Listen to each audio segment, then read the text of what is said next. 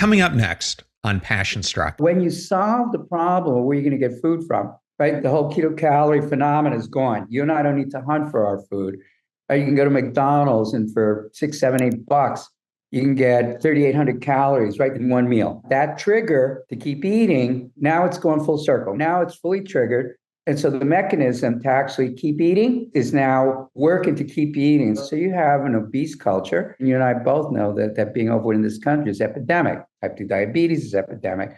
The rise of cancer among younger people now is baffling. The weak immune systems that people have, the high amount of neuroinflammatory problems that we suffer from. And a lot of it's the overconsumption of really crappy food all day long. Welcome to Passion Struck. Hi, I'm your host, John R. Miles, and on the show, we decipher the secrets, tips, and guidance of the world's most inspiring people and turn their wisdom into practical advice for you and those around you. Our mission is to help you unlock the power of intentionality so that you can become the best version of yourself. If you're new to the show, I offer advice and answer listener questions on Fridays. We have long-form interviews the rest of the week with guests ranging from astronauts to authors, CEOs, creators, innovators, scientists, military leaders, visionaries, and athletes. Now, let's go out there and become Passion Struck.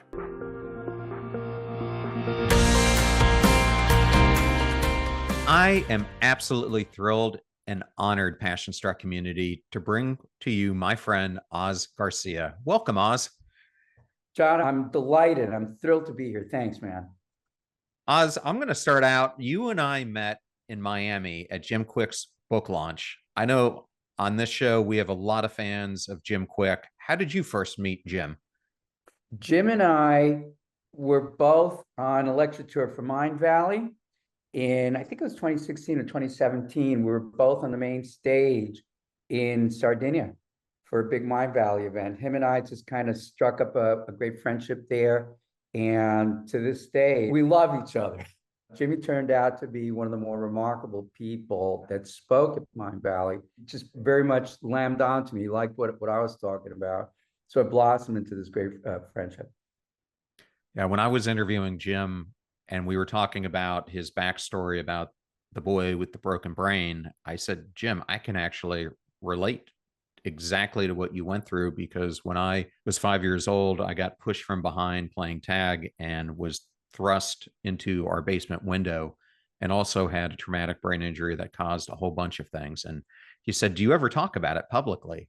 And up until that point, I had never talked about it. And he goes, you should incorporate it. So he and I have that in common. So an unfortunate event. Unbelievable. Yes. But obviously in your lifetime, as you've gone on, how did you deal with it? I'm curious. Initially, it was really tough. I don't really remember the incident too much. What I remember are the ramifications from it, especially the teasing and bullying that I had from kids, because it actually caused everything from migraines to speech impediments to cognitive Wow. issues. I developed an auditory processing disorder, and probably the most weird complication was it caused amblyopia in my one eye as a result of it. So here I am wearing a patch, can't speak the way I used to, can't understand the way people are thinking, can't understand how the teacher is teaching me. And so it caused me to just go into this shell of who I was. Sure. And kids just started teasing. Working through that over time really taught me that we do have free choice, and we can either sit in our predicaments or we can choose to get out of them. That's correct. Took me a long time, but I completely relate to what he felt and what he went through. To me, it's such a profound opportunity every time I get to talk to him, because I feel like we're kindred spirits. That's terrific. It is inspiring that he went from being bullied in the same manner that you're describing, having had such a deficiency causing event, right? Where he had the impact to his head. And now he's this expert and leading authority on thinking, memory. Whenever I spend time with Jim, and we do that often enough, if he's got a little break, he's got a book he's reading. He's constantly reading, right? It's just amazing. And that also triggered for me, after I was really ill with COVID, we'll probably get to that at some point, the love of reading all over again because I just lost all desire to read after that. And it was like same thing, starting with could I read 5 pages a day until I could go through 40, 50 per day, which is pretty much what I do now. So great admiration for Jim. Yeah, one of my favorite sayings that he has is the only difference between someone who's literate and someone who's not is that they read. And it's Exactly. amazing to me how few people read these days. It is. It's tragic. And we may touch on that during our conversation. So, Oz, I understand you just returned from Costa Rica supporting a men's retreat and digital detox. Can you tell us about it? I'm partners with a gentleman named Ben Lee. He lives in Santa Teresa, which is on the Pacific side of Costa Rica. It's absolutely gorgeous, like paradise on earth. And Ben and I have done 2 men's retreats now. I'll just give you the kind of outline of it really quickly, John. So about 15 men, and we let them self-select. Pretty much we're looking for individuals that are interested in transformation, making a difference in the world, are deeply embedded into the marketplace. A lot of digital agency work, leaders in artificial intelligence, and so on. That was the group. Age range, I'd say, was about early 30s into mid 60s. So fascinating group of men overall. What we did is we spent a week teaching them how to get off the hedonic treadmill that so many of us are on, right? So could we get them off their cell phones? Could we get them to take breaks from their laptops? What is it that we could do so that they would reconnect back with nature? And one of the things to the point of digital detox was we actually had a class, a wood carving class, where everybody, all the men, needed to actually build these little wood boxes themselves, right? We had to saw the wood. And even though I was one of the co-leaders, I participated in it also. So we made our boxes, and then you put your phone in there, close, and you put a little lock on it. And you had to see these guys lose their shit over like the first day, the second day, the third day, coming around and soup and seeing if they could get the keys to get into their phone box. Crazy. And that being said, that was part of how do you reconnect with nature? So every morning we get up at around 6 a.m., surfing. And then there were activities every single day, from mindfulness meditation to learning how to box with this tremendous mixed martial artist that came and coached with us. And I found out that I need to really up my game in terms of being fit. That when you're working with some guy who knows Brazilian jiu-jitsu and all sorts of other martial arts, and he could just flick his finger and you go flying, it's like, okay. And every man had to box with him for 20 minutes. And it's on the beach, and I would hit the ground like every 20 seconds. I'm like, down. He's like, all right, get up, Garcia. And so we went through this ritual. It's just remarkable. We had a plant medicine ceremony also, which is beautiful. We went up to a Zen monastery up in the rainforest, and to have men or anybody actually contemplate their lives away from the highly urbanized environments that we're typically in, John, and connect in this manner was breathtaking. Yeah, sounded like just a phenomenal opportunity for those who got to participate. I was jealous I wasn't there myself. Oh, you're coming next time. It's interesting. I don't know if you know who Dr. Gloria Mark is. She's a professor at the University of Irvine out in California. She had this book called Attention Span. I interviewed her a couple of years ago for it, and it's just amazing. Her research has found that over the course of the past 10 years, our attention span has gone from somewhere around 10 to 15 minutes down to 45 seconds Oh, I believe because it. we're so distracted. Sure. It's not unusual. I found myself doing that too, right? You have your laptop, you have your cell phone, you have your iPad, and then I got a book going. Maybe at one point I would also, when I had a TV in my apartment, which I no longer do, you got that going on. It's just crazy. There was a point where when I used to do meditation, where I would meditate, I'd get up and I'd have CNN playing in the background or Morning Joe. And I thought to myself, okay, this is really stupid. But what am I doing, splitting my attention in this manner? So she's correct. And we find that to be much more of a serious problem. And I know you would agree within the younger generation, where you're born into a world where you already have cell phones as and an integral part of your epigenetic environment. I'm watching grown men, including myself, go through withdrawals. And we only had cell phones starting, what, 25, 30 years ago? So we're going through withdrawals. And I can only imagine what it's like to be constantly having to reference this thing and how it does compartmentalize your ability to be rational and pay attention. Yeah, what I think a lot of people are living today is what I equate to a pinball life. It's as if we are that pinball and we're unintentionally just bouncing off all the distractions that are around us instead of taking charge of creating a healthy lifestyle for ourselves. That's correct. No question about it. And nobody really gives that kind of thoughtfulness to it. No, you're going to ask me about that too.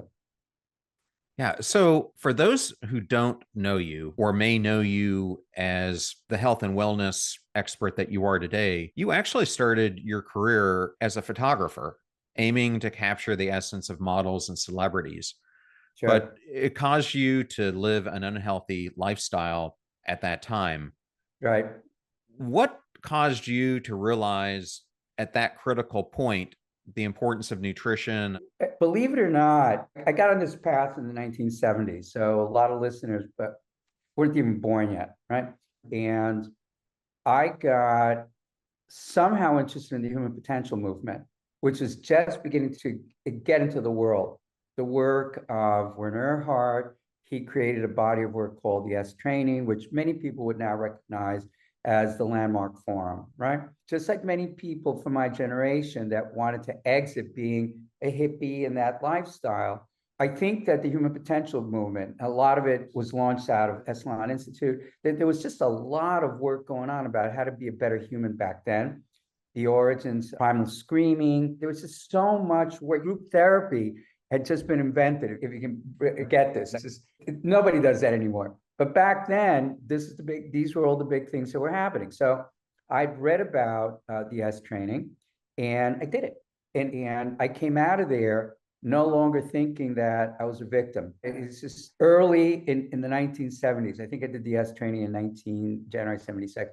So when I came out of the training, I just had this tremendous sense of curiosity that was triggered. If I could do 4 days with 300 people, and we're doing anything from primal screaming to visualization, what else don't I know that I don't know that could possibly have an impact on quality of life, my thinking, and already the conversations, which eventually have evolved into biohacking, were beginning. So there was a terrific book that came out at the time called The Power of Mind, and it talked about many of these different workshops that were originating back then. So that got me real interested in why was I smoking a pack of cigarettes a day? Everybody smoked back then. And I would literally light up after I'd go for a run. One day it occurred to me to go for a run around the reservoir. And I thought, wow, this is really terrific. And I'd heard about running but all the runners would meet at the reservoir in Central Park afterwards, light up a Marlboro Red and go, that was really a great run. Let's meet up tomorrow and do it again. And that was how bit by bit I began to question everything. Like, why am I smoking this? There were 3 health food stores in New York back then. There was Planet Earth, Everything Natural, and Brownies. So Whole Foods was decades away, right? Not even the neighborhood Korean markets exist where you get fruits and vegetables on a regular basis. That triggered everything. Doing the S Training, questioning smoking. William Duffy was a very well-known journalist at the time, and he wrote a book called Sugar Blues. I read it and I thought, oh my God, like, what is this? So Sugar Blues triggered me to question the amount of sugar and coffee that I consumed and refined flour products. And that then began to trigger one other event after another. I was a photographer back then, you're right. And I was freelancing also before I got really deeply involved in fashion photography. And I was asked to do a portrait for New York Magazine for a physicist back then, Fritz Jug Capra. He had written a book about quantum health or the quantum mind or some stuff like that.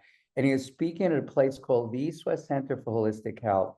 So I go up there with my camera and I see Fritz talking. So I go in, I take the portrait, shake his hand, and then I'm walking around East West. So there are signs in there. This is on Broadway and 20th Street, if I'm not mistaken at the time.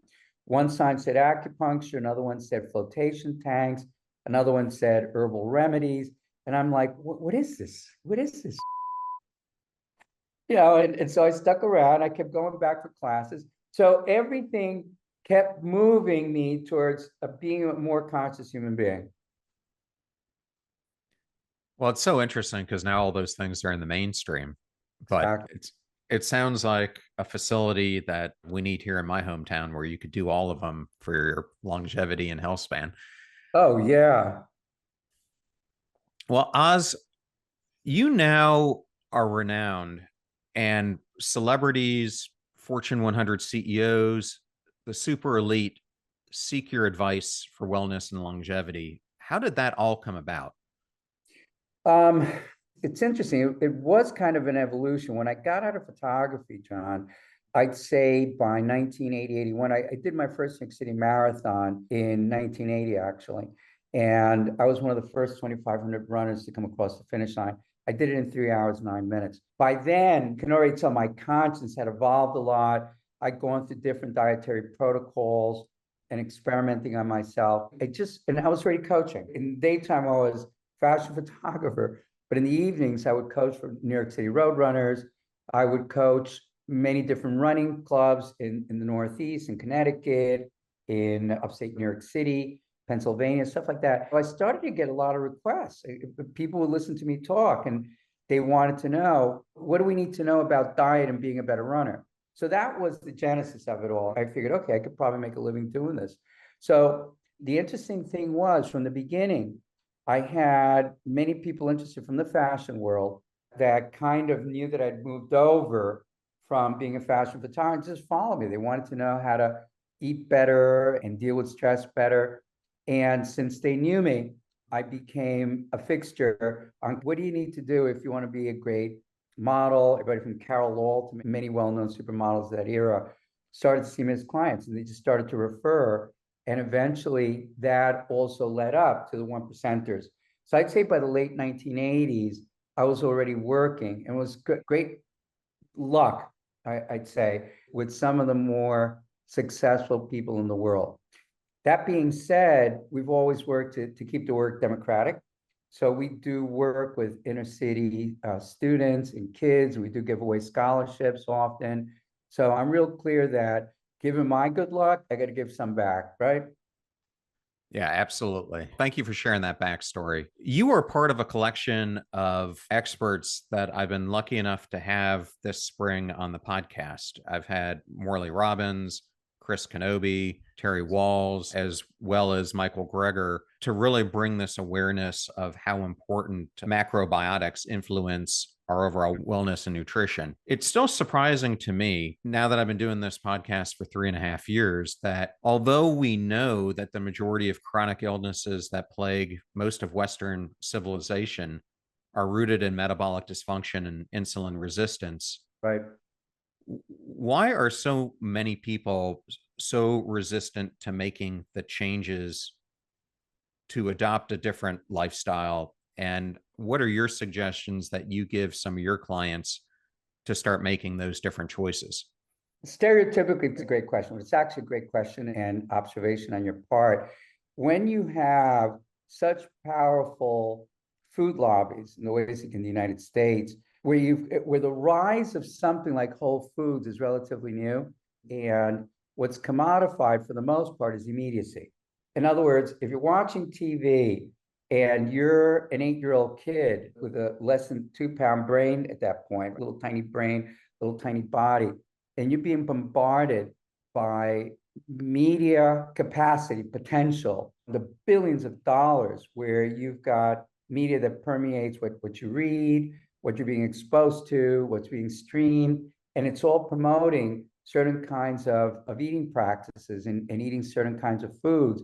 It's very difficult to maintain autonomy in the face of that. The industries that we're dealing with, for the most part, are industries designed to actually disinoculate you against rationality. And a child's brain isn't all that well developed. So we're talking, if we go back even 30 years, this is already a big problem back then. It's just only gotten worse. So you've got a society, an American culture, an American food culture that's influenced a lot by years and decades of having your brain pummeled to eat garbage.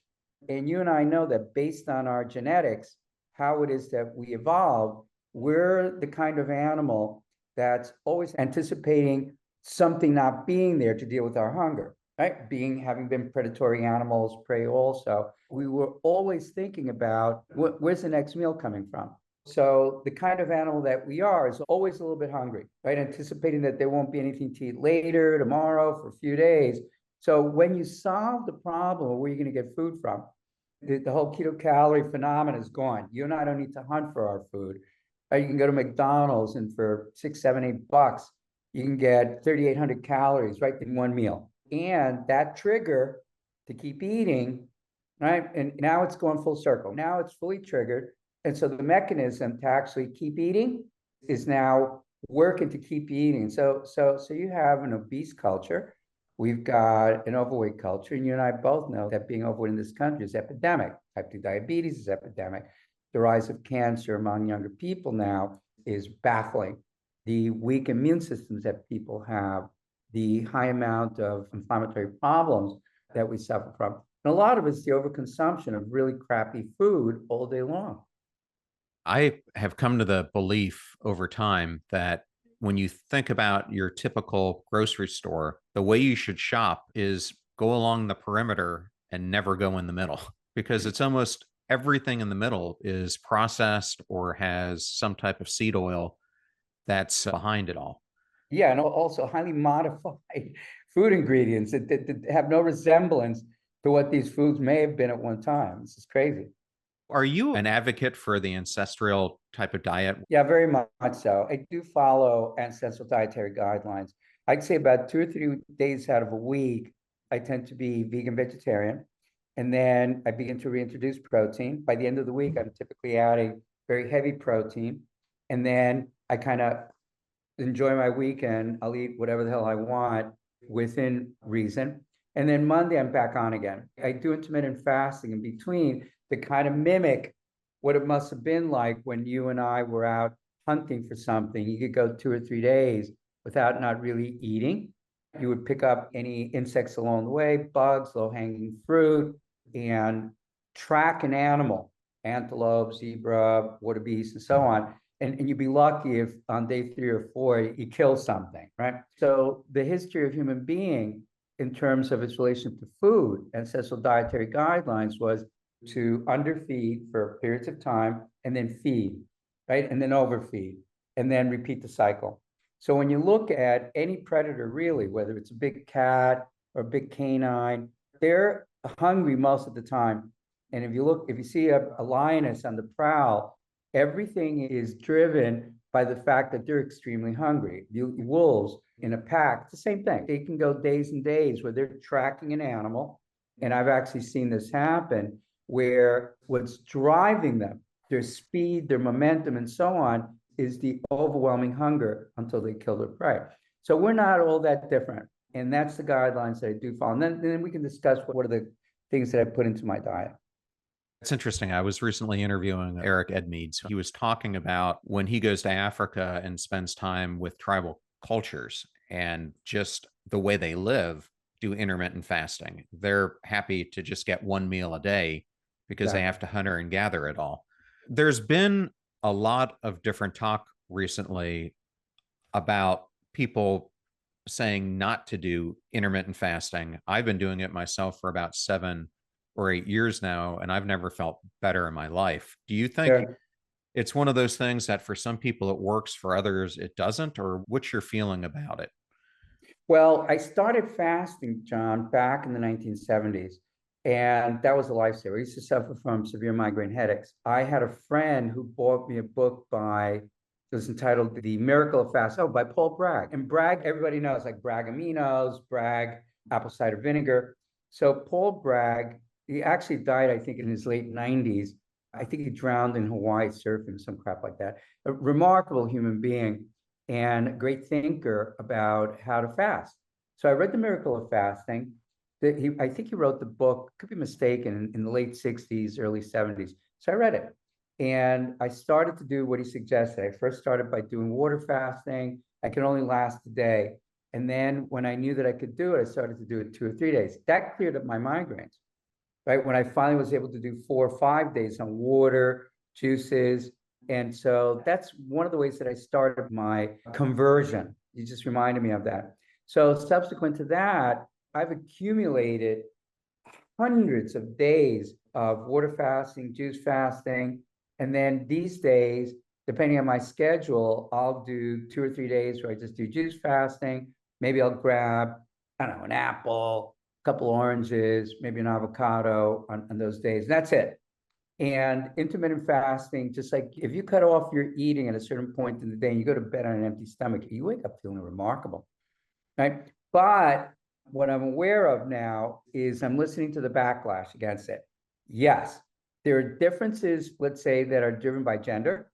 And I'd say that there are ways that women should understand intermittent fasting differently than for men. The time of the month, whether they're ovulating or not.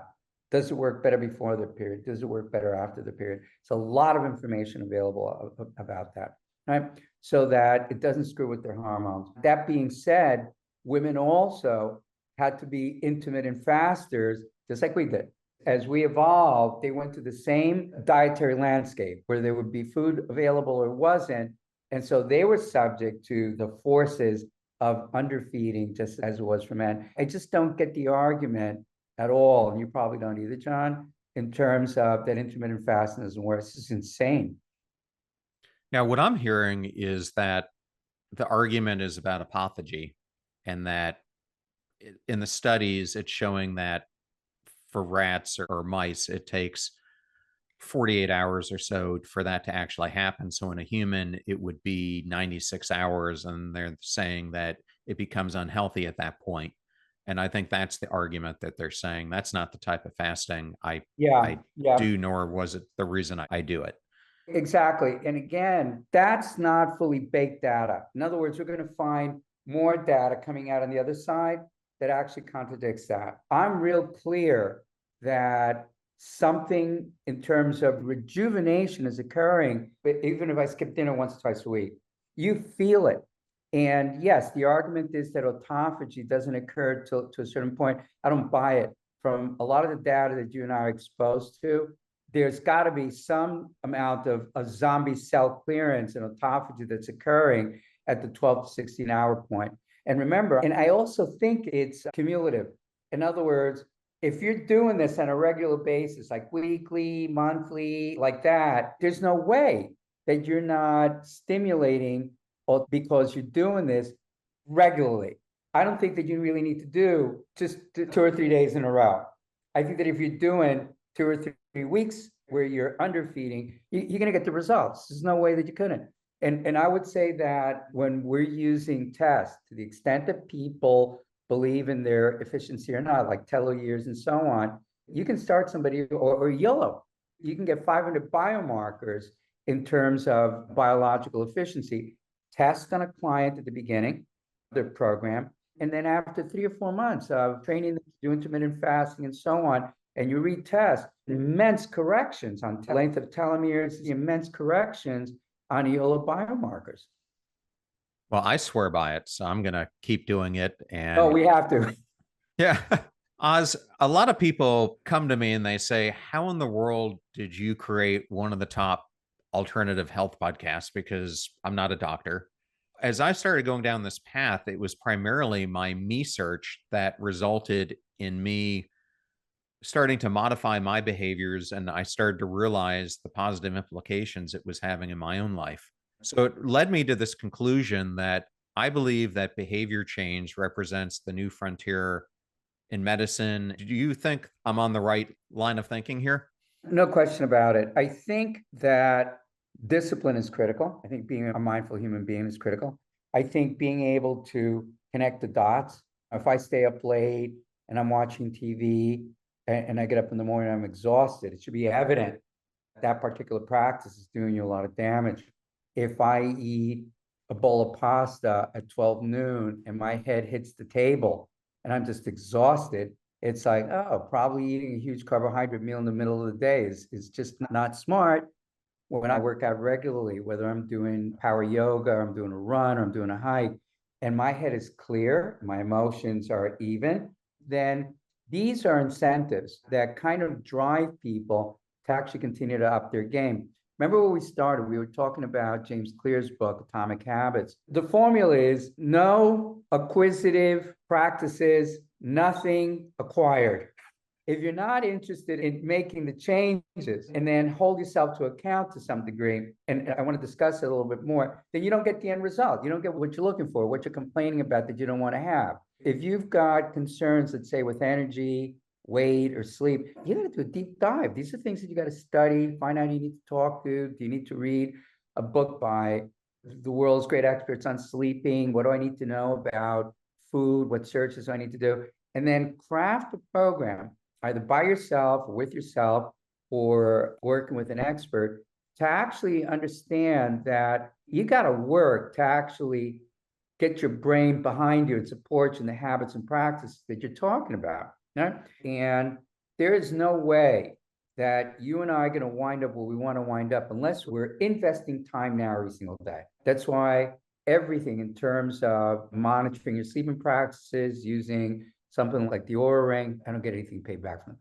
but that you're quantifying what the hell is going on during your sleep and during the daytime, making the time to actually meditate, making the time to read, making the time to get body work. All of these things are critical. I made it to 73 years of age, but I've been at this for 40 years. I was never all that perfect, but I've always been consistent.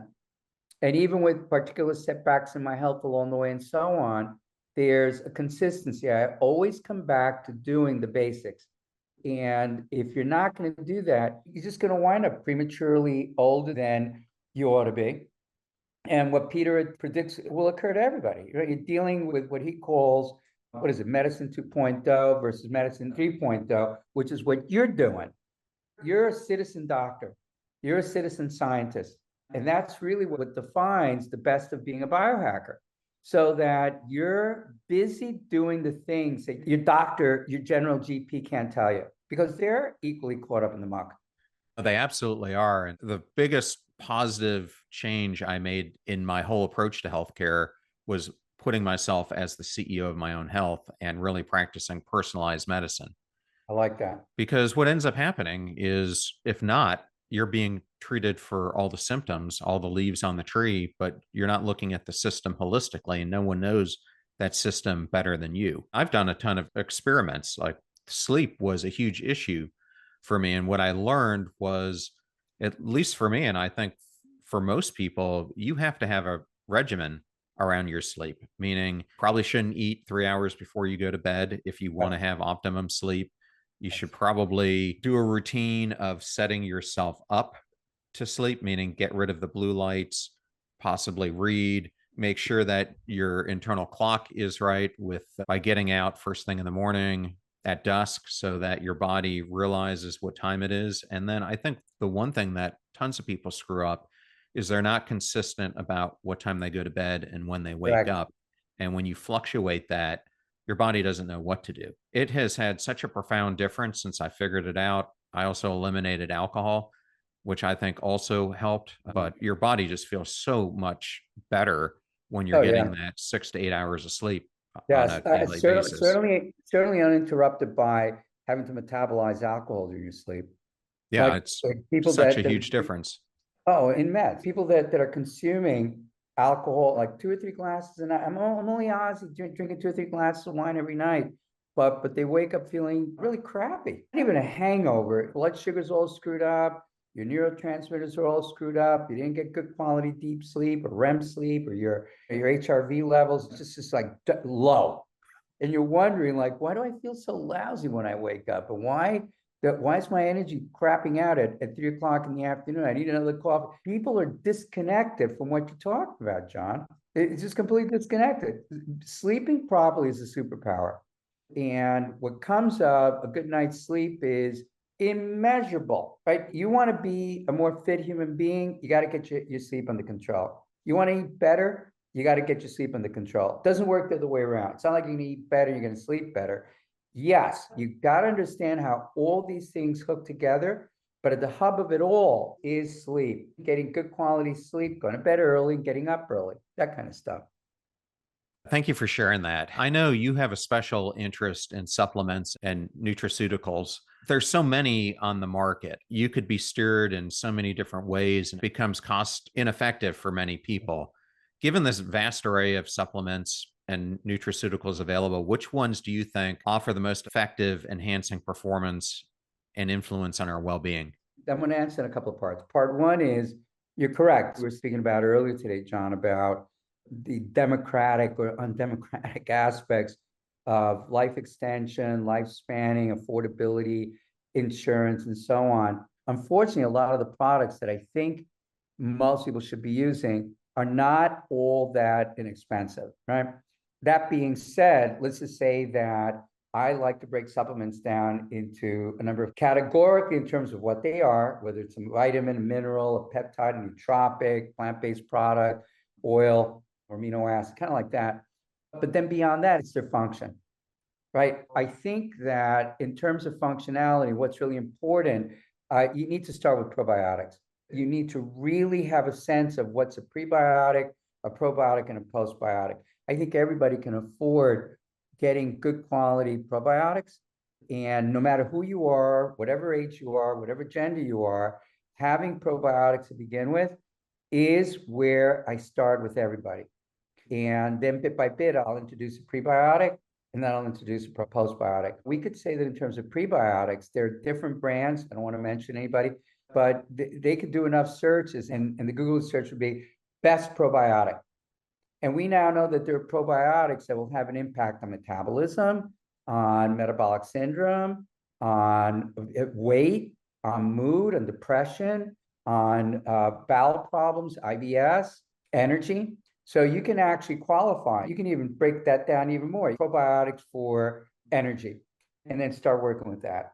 In terms of prebiotics, I think like Jerusalem artichoke powder, which is easily available on Amazon. You just type in prebiotic Jerusalem artichoke. There are many companies that come up, and it looks like sugar.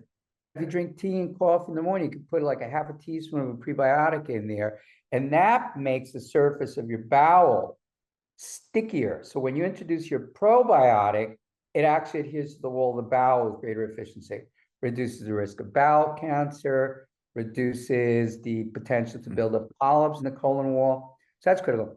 And then postbiotics actually do the same thing. They actually give the bacteria in your colon a lot of food. So butyric acid is the one that comes to my mind right away. And butyrate, different kinds of butyrate, butyric acid. Butyric acid comes from butter, right? So it's simple to remember that. But I know you'll probably put this in the notes, but butyrate is remarkable. So you've got Jerusalem artichoke, probiotics, and butyric acid. And that's where we begin. So I think building up the microbiome is critical.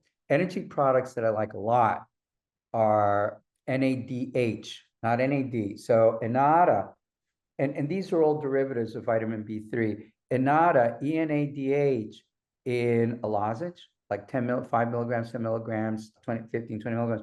Enada was developed, NADH. So the H is for the hydrogen molecule at the end, can be taken as a lozenge, and it has a massive impact on the production of ATP within all your mitochondria. So for people that have chronic fatigue, long haul, want to be better athletes, it's one of the best products in the world ever. So for energy, we can go there. I think for sustainability, for brain function, acetylcarnitine, I think is remarkable. Acetyl L-carnitine, probably about 500 milligrams a day. That has a trifecta impact on the brain. It increases BDNF, brain-derived nootropic factor. And you and I both know that's an enzyme that makes you build a better brain.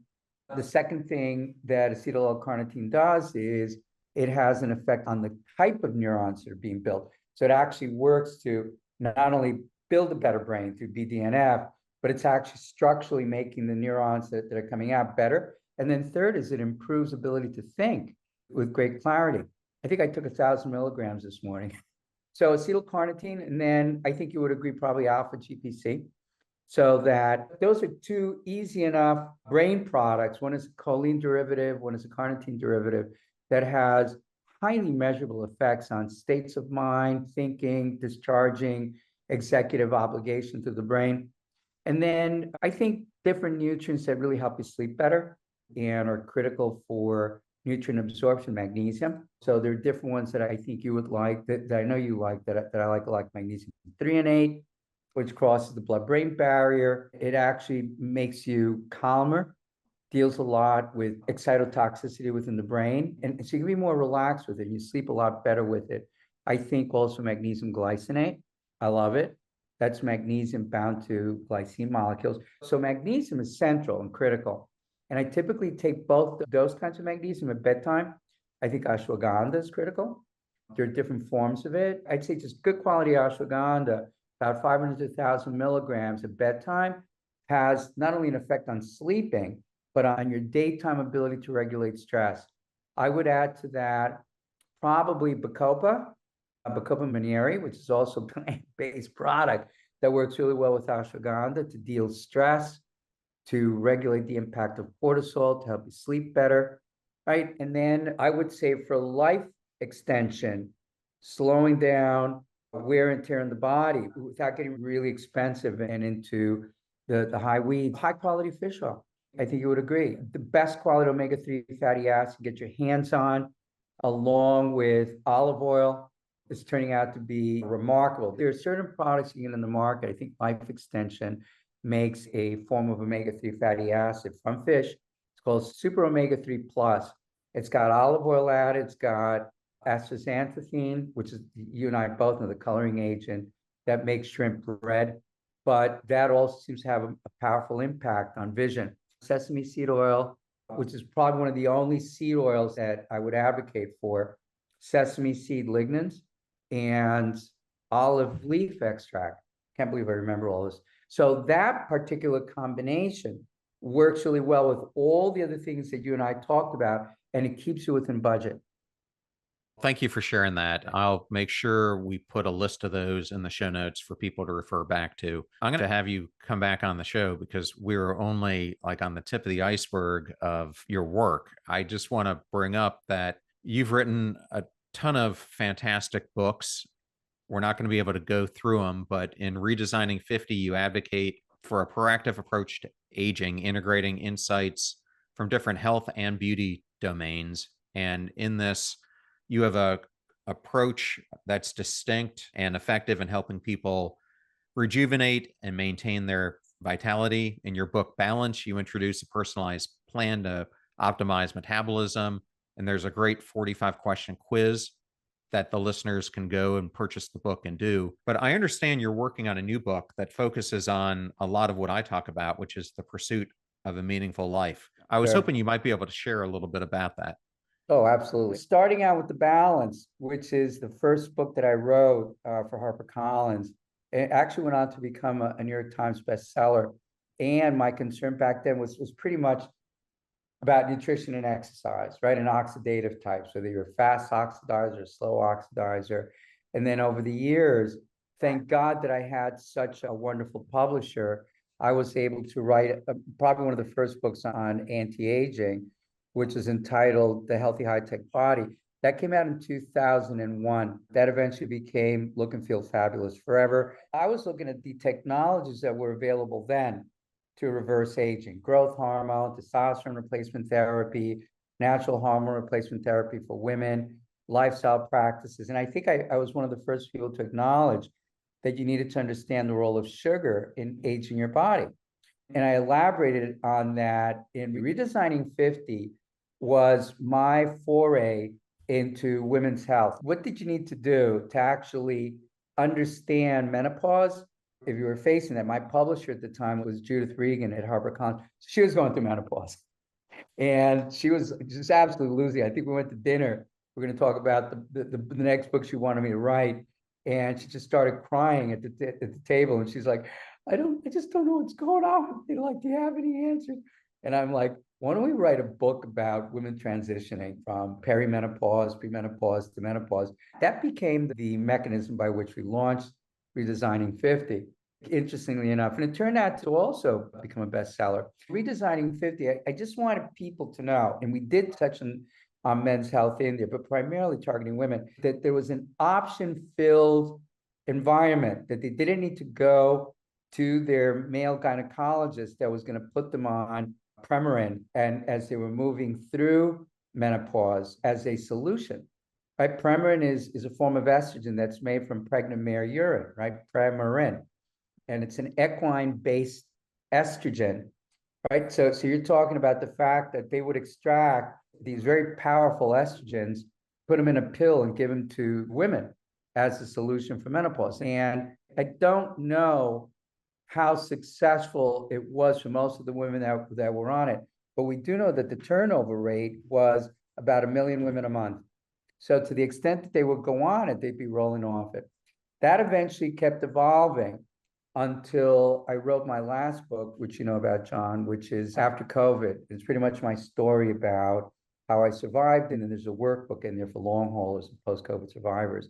And then the book that I'm interested in now is kind of like to the heart of what concerns you and me too, which is now that I've got a much more spiritual bent on life and value systems, like you got to be a good guy in this world, right? You got to be noble, you got to be kind, you got to be grateful, you got to be loving, you really do. And you got to be practical in terms of knowing when these things are missing, when you're lacking compassion or you can't forgive. Having a more meaningful life now means that you and I are paying attention not only to whether I'm doing ice bath or I'm doing cryotherapy, or I'm doing sauna, I'm doing intermittent fasting. There's a lot of automaticity there. And we're also dealing with our trauma from childhood and events that have happened in life, the wins and losses of our existence. I'm now interested in how do you become a really good meditator? How do you become a more mindful human being so that life becomes contemplation and reconciling yourself to your own finality? Well, you and I are going to check out someday and being okay with that. Can you have your biohacking practices not only support you living longer and living better longer, but can they actually expand your practices so that you can modify peace of mind? And I think that when you're valuing peace of mind along with everything else, then life is richer, it's more granular, and you're not so prone to losing your shit over nothing. I think about my dad and what a brilliant man he was, and having been an immigrant that came to this country flat broke and built himself and made himself. I never knew this guy to be happy his whole life. And that's the story of many immigrants, many people that came here without anything, and the lives that they had precluded being happy. It was all about having 2 or 3 jobs, and eventually you make it. That value system was passed on to me, and kind of like Neo in The Matrix, where the Lawrence Fishburne character, whatever his name was, tells Neo when he comes out of whatever, gives him an offer, either have a blue pill or the red pill. And if you take the blue pill, you go back to your complacent existence and you think everything's okay when it's not, right? Or you can take the red pill and you can actually live a life of authenticity, a much bantered term these days. You know, and if you live in New York and you live the way that most people live, and I would say that this is problematic, whatever career path that you're on, which is people are taking the blue pill everywhere. How do you and I get off that and get on the red pill program, right? And live authentic, fulfilling lives? That's what I'm going after in the new book. And I actually want to make it a bit more humorous. I think I'm entitling it How to Be a Rock Star at 120, the first 10 things you need to do, starting today. I love you brought up The Matrix, because for some odd reason, there must have been cosmic juices flowing that you were going to bring it up. I actually Googled famous quotes by Morpheus. Whoa, my God. There you go. That was one of them. Yeah. Oh my God. There's like 15 of them that are just phenomenal out of just the first movie. Well, Oz, so thankful that you came on today. We'll make sure all your books are in the show notes as well. What is the best place for listeners to go if they want to learn more about your work? Go to the website, ozgarcia.com. That's simple enough. And follow me on social media, Oz Wellness on IG, Oz Garcia on FB, and just go into the website itself. And then start going to the books. Well, one thing I love, just so the audience knows, is that you do interact with your followers on the social channels, and a lot of people don't. So thank you for doing that. And it's a great way, if you do have a question that you want to pose, that people can reach out to you. Thank you so much. So thank you so much again for coming. It was such an honor to have you. Same here, John. Let's do this again so we can do a part 2. What an incredible honor that was to interview my friend Oz Garcia. And I wanted to thank Oz for joining us on the show. And links to all things Oz Garcia are in the show notes at passionstruck.com. You're about to hear a preview of the Passion Struck podcast interview that I did with Humaira Kabir, a celebrated women's well-being and leadership coach with a rich background in positive and coaching psychology, who joins us to discuss the transformative journey from perfectionism to embracing the full spectrum of our inner and outer lives. When we have positive global beliefs, we live this authentic life with a sense of pride and joy and ease. When we don't have this, we're striving insecurely to prove ourselves in some way. So at the end of the day, belonging is about connecting to ourselves, understanding who we are, learning to like ourselves again, building relationships of trust where there's emotional connection, understanding what brings us joy, what doesn't bring us joy. And then from this place of security, stepping out into, okay, what do I enjoy doing? What brings me a feeling of connection, a feeling of authenticity, and then having the courage to go out and do it. Remember that we rise by lifting others, so share this show with those that you love and care about. And if you found today's episode with Oz Garcia inspirational or impactful, then definitely share it with those that you love and care about. In the meantime, do your best to apply what you hear on the show so that you can live what you listen. Until next time, go out there and become passion struck.